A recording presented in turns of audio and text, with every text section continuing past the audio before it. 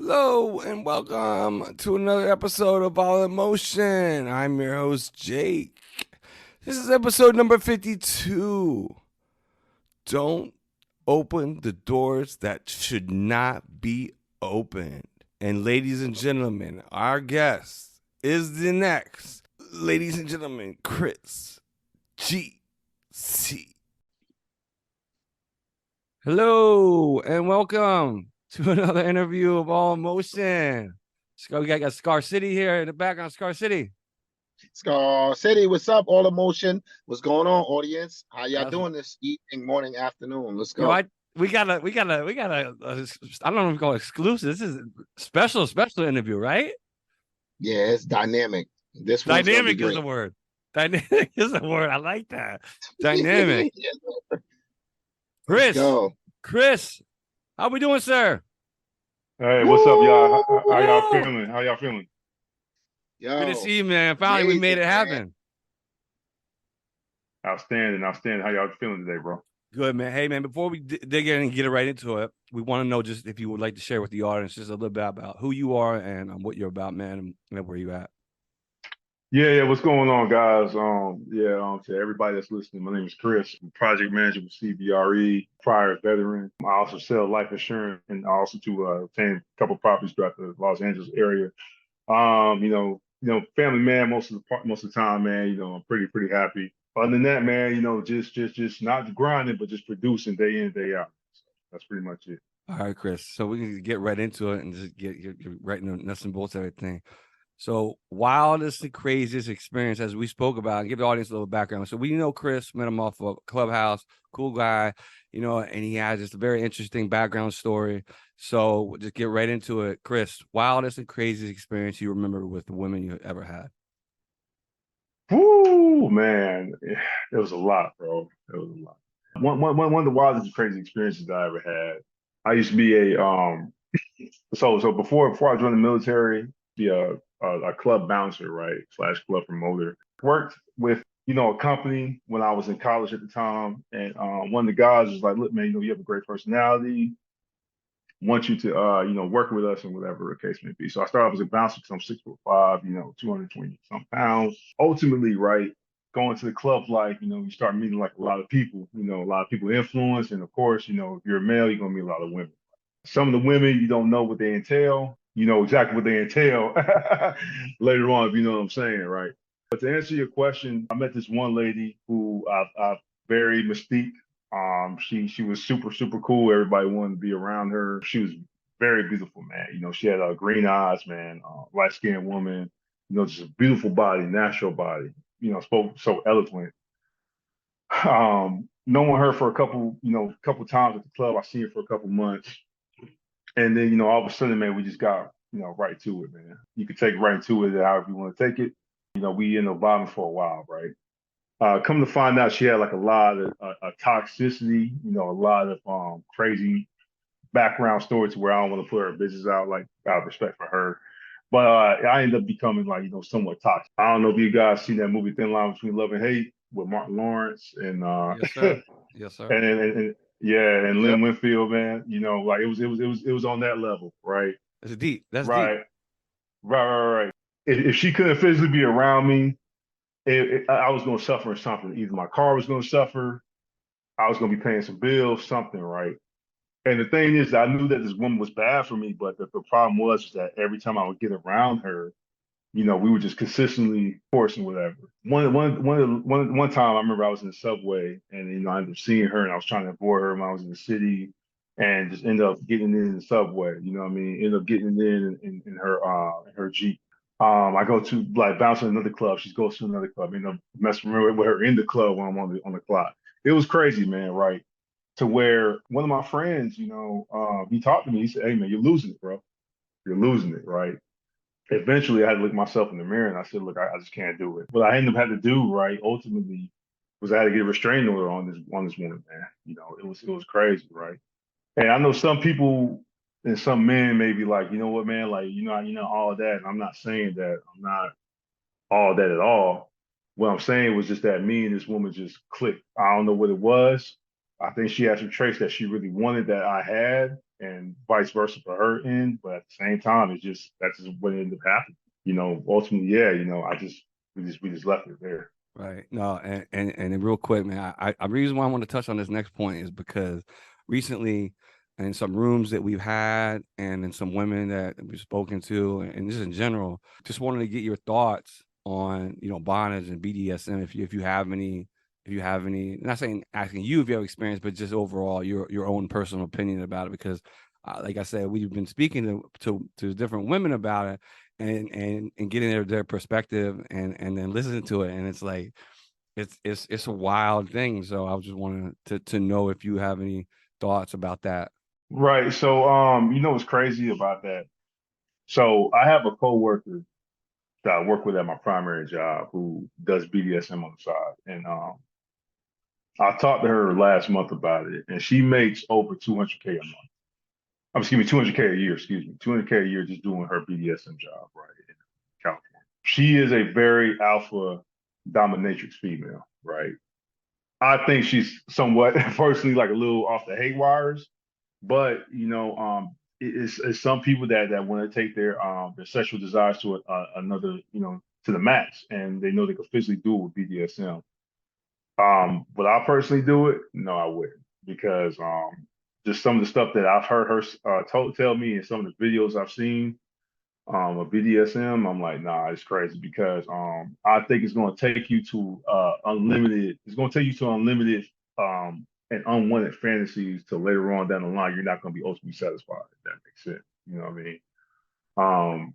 I think a lot of people that do that, they probably have a void in their soul or spirit, something like that, to where it makes me feel empowered of doing it, but there has to be that stop button, and I hope that answers your question.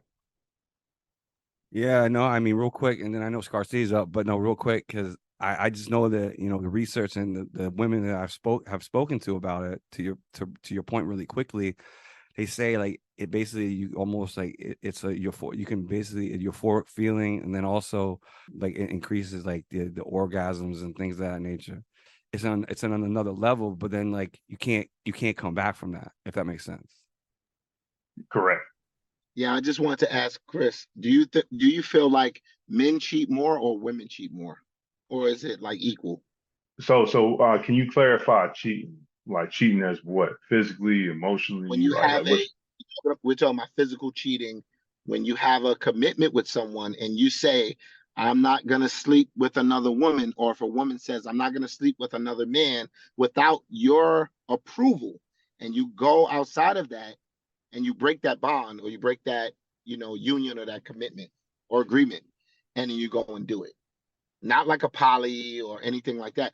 We talking strictly when in monogamous relationships, when a man says, I'm exclusive to you, baby, you're my only one, I'm not cheating, and then you go and you have sex with another woman, do you think that, or the woman goes and has sex with another man, do you think men are doing that more, or do you think women are doing that more, or is it just, equal or subjective? I can tell you right now, just the conversations I've been hearing for these past 3 years, the roles have changed. Like it used to be men used to cheat more. Now I think it's women are cheating more, because it's a lot of factors that play into it. I think a lot more women now are utilizing all of their tools in the toolbox to where they can be manipulative and get that. And this is not like no trash thing against women.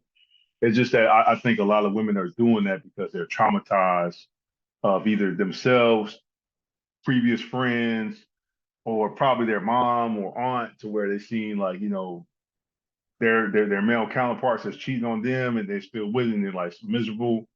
I think women now are just like, look, you know what?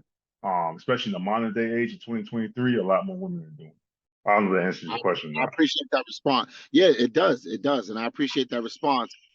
I'm just sitting here thinking back, and it just brings up so many other additional questions outside of that, right? Because we're men, because a lot, traditionally women say that men cheat more than women in relationships, and my question is that because we were in positions to cheat? Like, in other words, like, the employer is in the position to take advantage of the employee.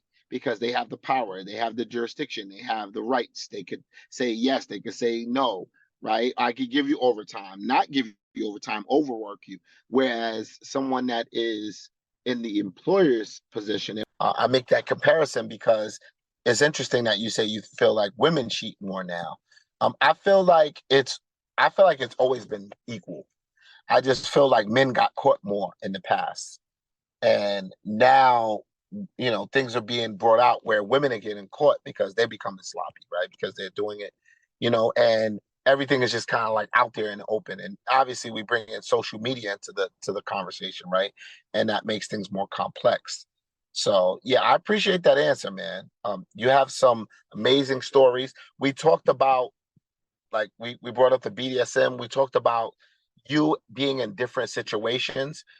Right now, in your current position where you are, do you see what does your future look like? Like next 5 years, do you see yourself remaining single as Chris, or do you see yourself in a committed relationship? Like, what's your status? Because a lot of our listeners, they get very personal. They're gonna message us and they're gonna say, "Who is this guy?" And is he single? So can you clarify that for the All Emotion audience? Are you single? Are you looking for, five wives? Like what is your status? No, I'm definitely not looking for 5 wives, man. That's way too much work, man. I always thought about like a player, man, having all the women, man. That's not good, man. You know what I'm saying? You're gonna lose yourself at the end of the day, man. That's a full-time job. But anyway, no, right now, man, I'm currently single, man. I was in a long relationship, man, for a for a long amount of years. We just didn't work. We just grew separate. Wasn't no cheating, nothing like that. For the next 5 years, like, I do want to be with somebody, but right now, like I said, I'm still building. I got properties around the LA area and whatnot, man. So I mean, I'm building everything like that because, like, my thing is I don't want to work past 44. Ideally, would that be work? Would that work? Probably not, because especially with inflation. But I do want a companion, somebody that's going to be, of course, loyal, look great, take care of herself, but at the same time, is willing to grow. So some of the people I've met over here are not willing to grow. Man, I'm just going to keep it real with you. And maybe it's me, maybe it's just the people, just looking, and like maybe I just need to be at a standstill. You know what I mean? Absolutely, Chris. I wanna just a few more questions we both have, and we'll close out here shortly, man. I appreciate your time. Number one, thoughts on bringing a woman into a relationship or a marriage. Do you think that could help a relationship, or do you think that could hurt a relationship, i.e., be it a boyfriend girlfriend situation or a marriage? Oh, can you repeat the question one more time? What you mean by bringing somebody in a relationship?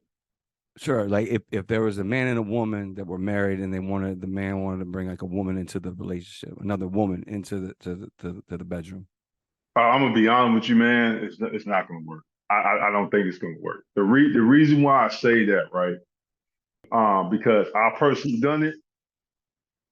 I've had personal friends that have done it, and it can go either both ways. You know what I'm saying? To where ultimately the one party is gonna feel some type of way about it. Like, for example, right? I had a male friend who loved his wife, right? Loved his wife, and his wife was like, "I want to have another male. I want to have sex with another male." They were having sex with another male. It was threesomes, all that stuff. Come to find out, it opened up doors to where he was homosexual, right? Wow.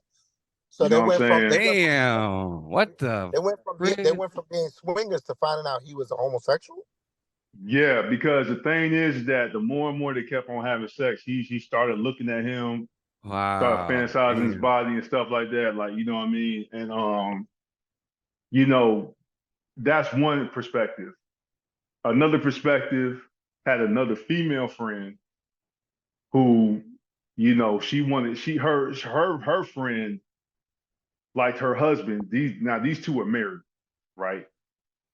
And she was like, look, she was like, like they were having a conversation, whatever, and you like, look, let's have a threesome with my husband. Come to find out, they did their thing a couple of times as well. Then they cut it off, right? the girl end up the girl end up getting pregnant. Not the wife. The girl ended up getting pregnant. He ended up leaving his wife for the girl that was pregnant. Right.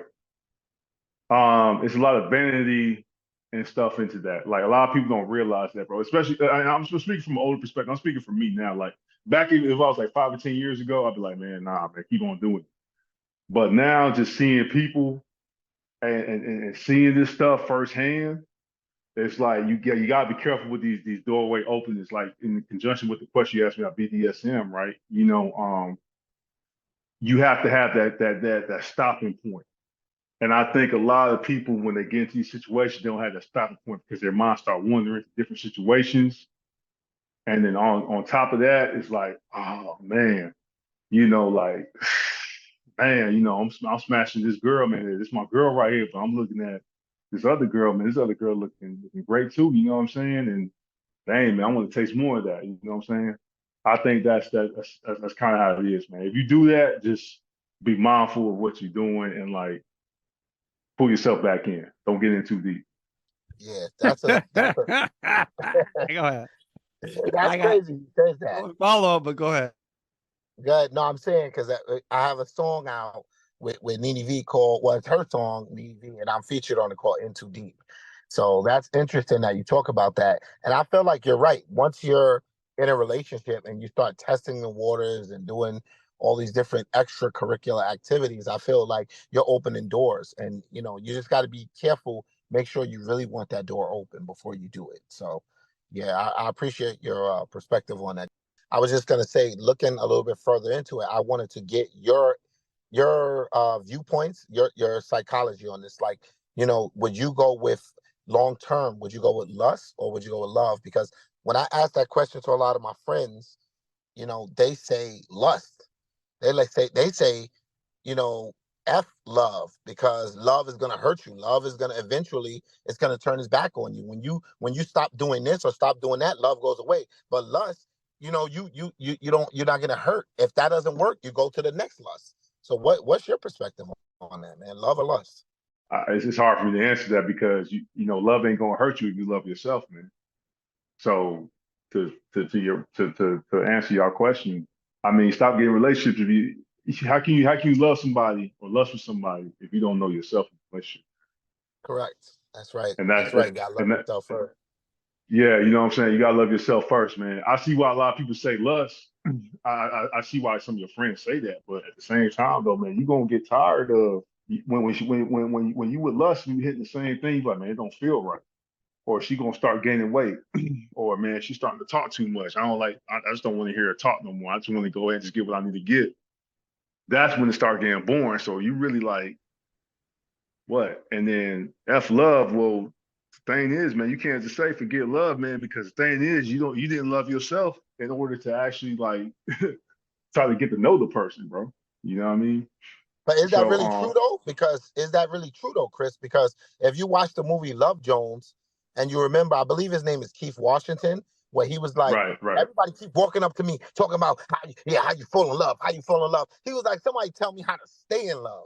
And that's the part that people can't get, because they obviously, if you're gonna marry in this country, right, the divorce rate is over 67%. That's a lot.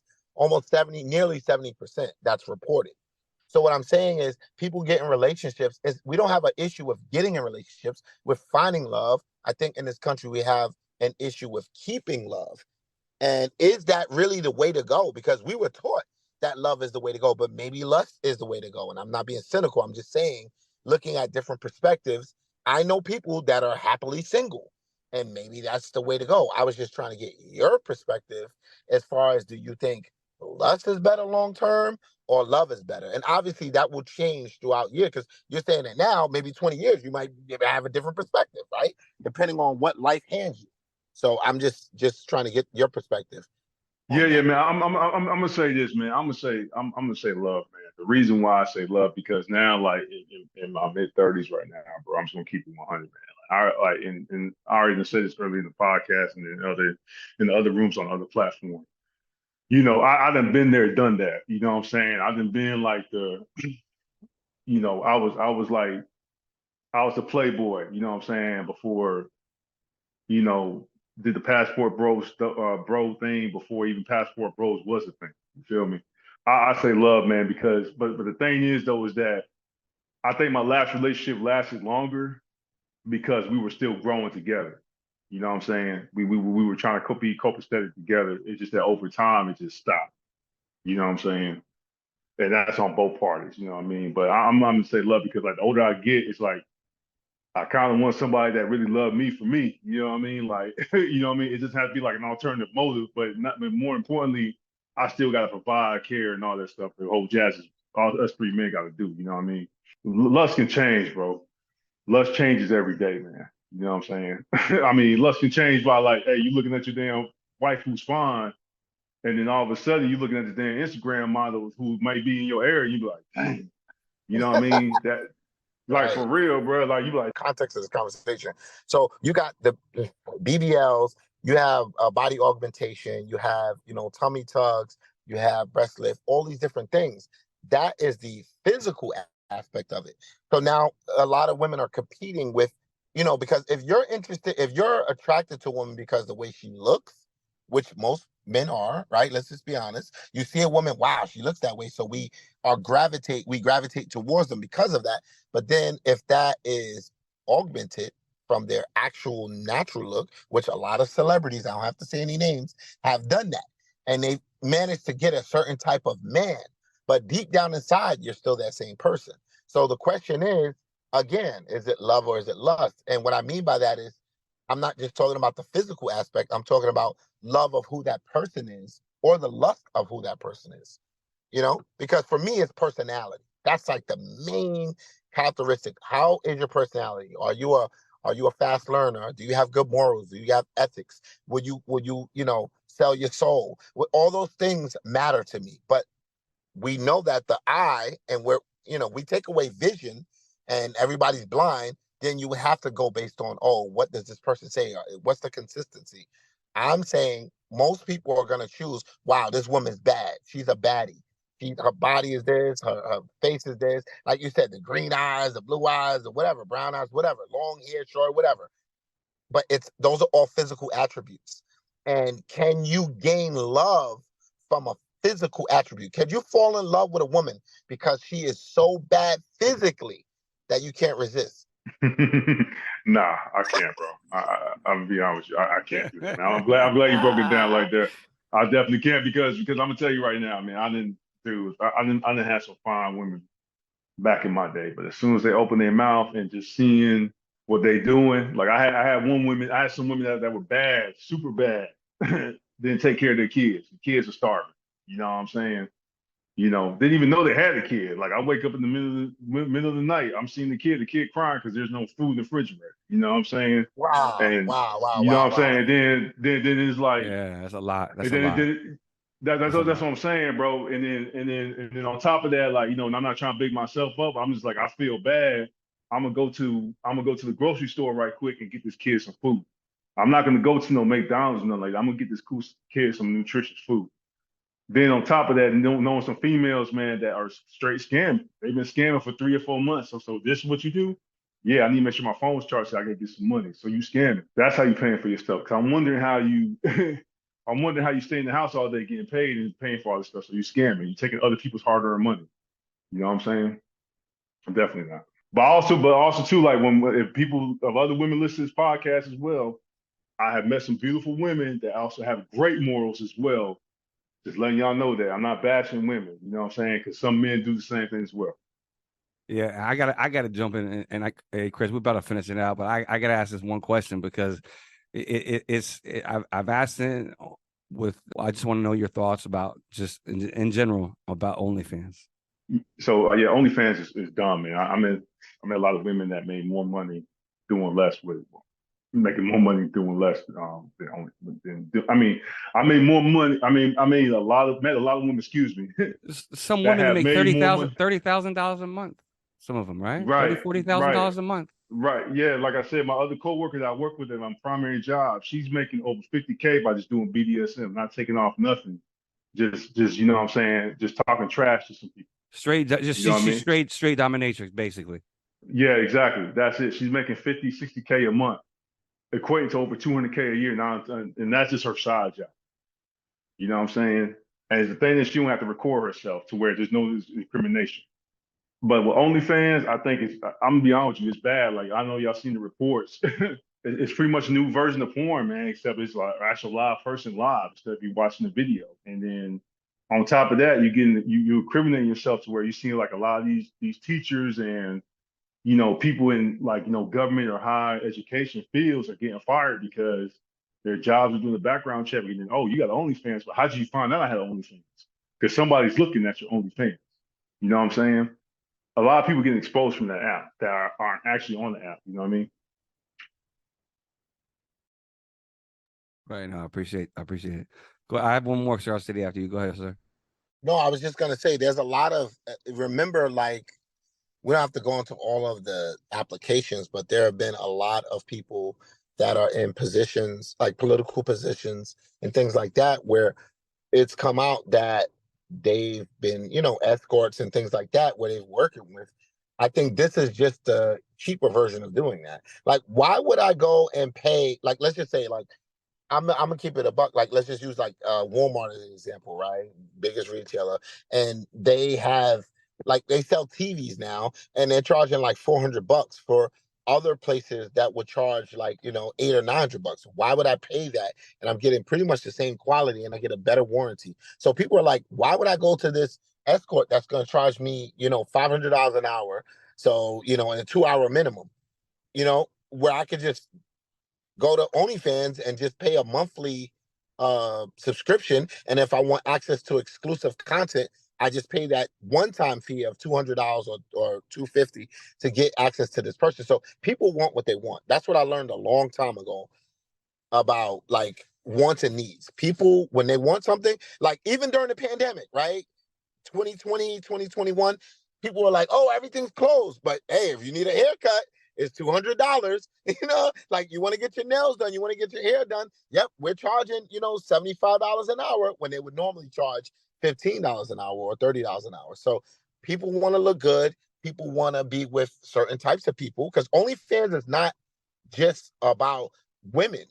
OnlyFans is also, you got Safari and all these other people, that are on OnlyFans.